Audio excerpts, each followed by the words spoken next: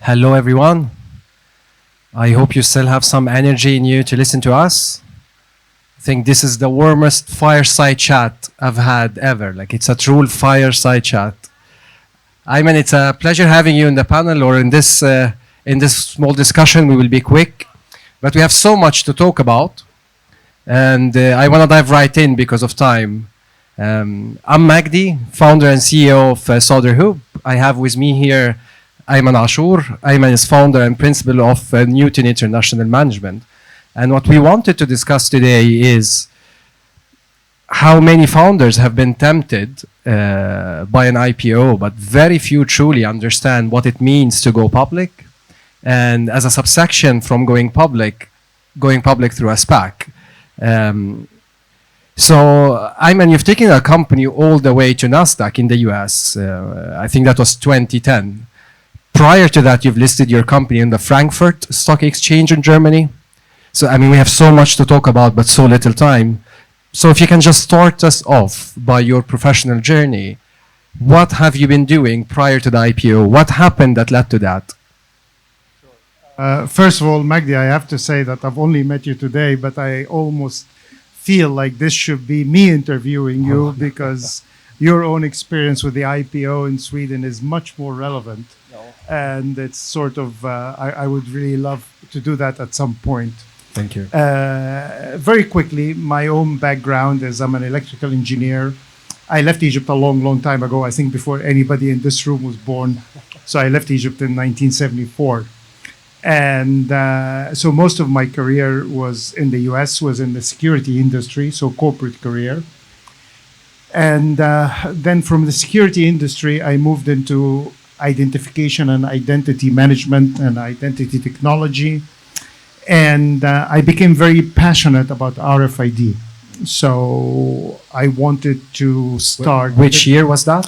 I started fundraising in 2005. 2005. Okay. And I often say that I failed between 2005 and 2007. So I did about 255 pitches. Okay. Different versions of the pitch to maybe 1,000 people before I got the very first dollar. I see. Yeah. But then at which point of time in the company's life that you guys have felt, okay, we need to go public or we want to go public? What have happened that triggered, or like when was this first meeting where you guys have discussed, should we go public? What was the trigger? It was not like a deliberate decision. Mm-hmm. Going public was never a goal. It was a means. So I was raising money, and I was raising money in the middle of the financial crisis, in 2007, 2008. And so I ended up, when I finally, after 18 months of travel, 2 years of travel, lots of money, got an investor who was willing to invest, and he really wanted to go the SPAC route because he felt it would be much easier to give him liquidity. People can buy and sell shares. So you'd say it was investors' pressure, basically. Very much so. Yeah. Very much so. I am very tempted in my life now to meet a founder who would say, yes, it was my dream to go public and I've timed it to be, and not get this. Investors were on our.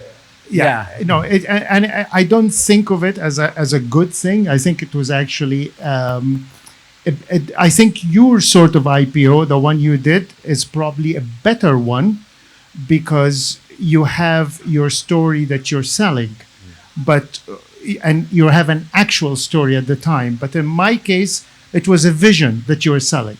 So the IPO was a lot easier because you're IPOing a bag of money.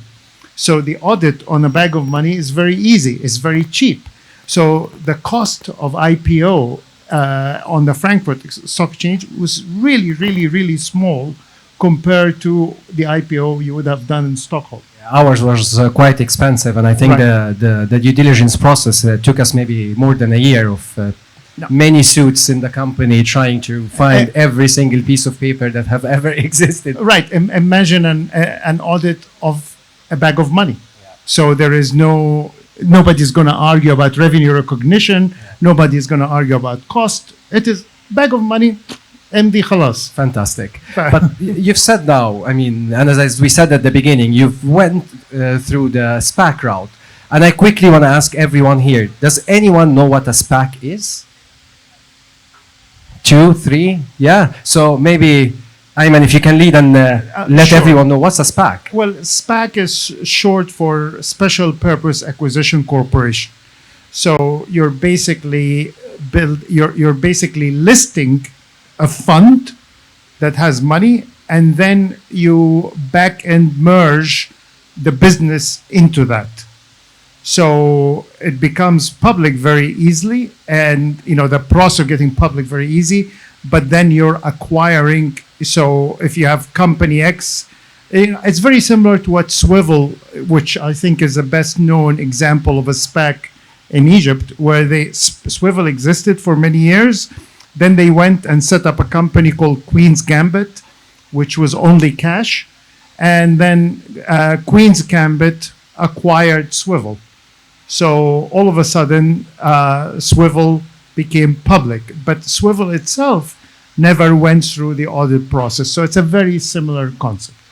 And here I have to ask you, Ayman, I don't know if you have something against going the traditional route of IPO, because after what you did on the Frankfurt Stock Exchange in Germany, few years later, you went to the US on NASDAQ, and you did it in a different way. This time you did a reverse merger. Right.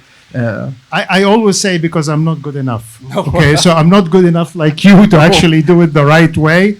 So I've had to do it the difficult way. Would you say it's more difficult, or?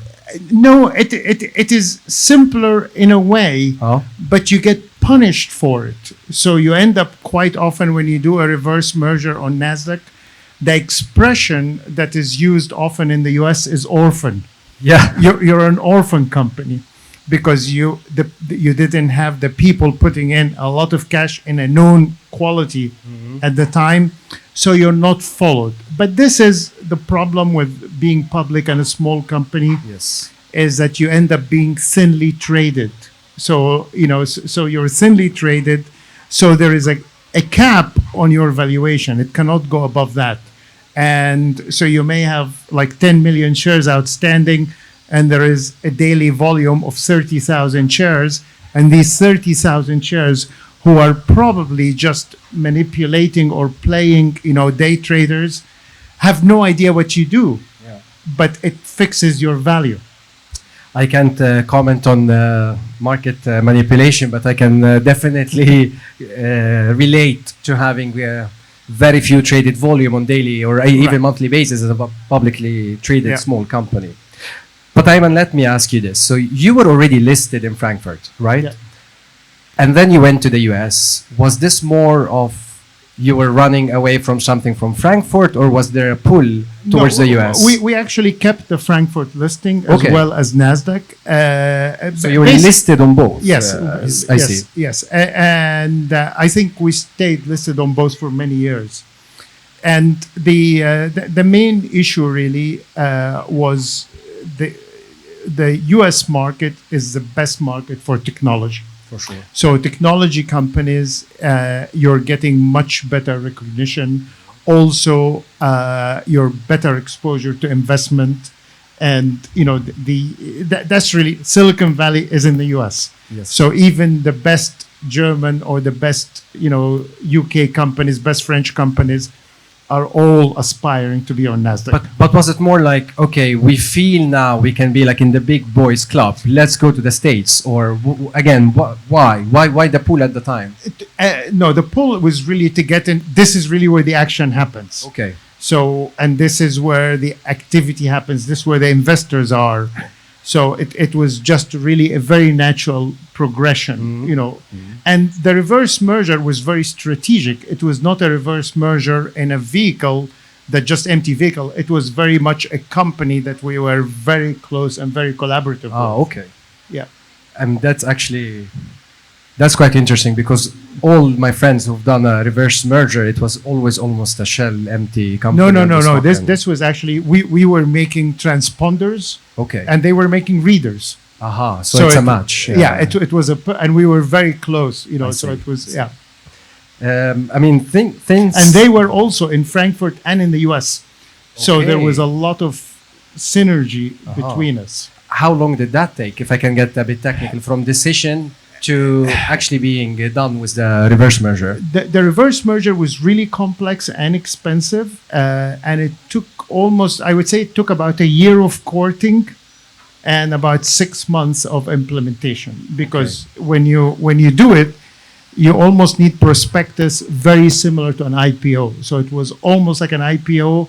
It was the IPO punishment without the IPO rewards. Without the hype. Right. I see. Yeah. I mean, since all the companies we listed are public and it's public information, I would like to ask you, how much money have you raised, Ayman?